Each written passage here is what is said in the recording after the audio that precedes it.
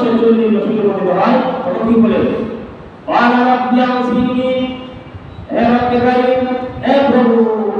আমাকে আপনি শক্তি দেন সামর্থ্য দেন সেটা কোনটা আন আশকুরা নি'মাতাকাল্লাতী আন'আমতা আলাইয়া ওয়া আলা ওয়ালিদাইয়া আমাকে আপনি শক্তি দেন আমি আপনার শুকর আদায় করি আপনার কৃতজ্ঞতা প্রকাশ করি কৃতজ্ঞতা প্রকাশ করার জন্য আপনি আমাকে শক্তি সামর্থ্য দেন তৌফিক দান করুন কারণ কি নি'মাতাকাল্লাতী আন'আমতা আলাইয়া আপনি যে আমাকে অনুগ্রহ দান করেছেন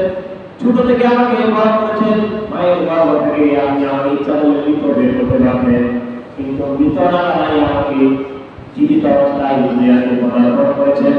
তারপরে সপ্তাহে আমার বয়স 40 হয়েছে কোনো জীবিত আছি সুতরাং আপনি আমাকে শক্তি সামর্থ্য দান করুন তারপর আপনি শুধু দান ওই সন্তান এভাবে দোয়া করেন আমার মা বাবাকে যেভাবে আপনি অনুগ্রহ দান করেছেন এই মা বাবার সুবিধা এবং আপনার কৃতজ্ঞতা প্রকাশ করার জন্য রব্বি আউযিনি আন আশকুরা আপনি আমাকে শক্তি দান করুন আপনি আমাকে তৌফিক দান করেন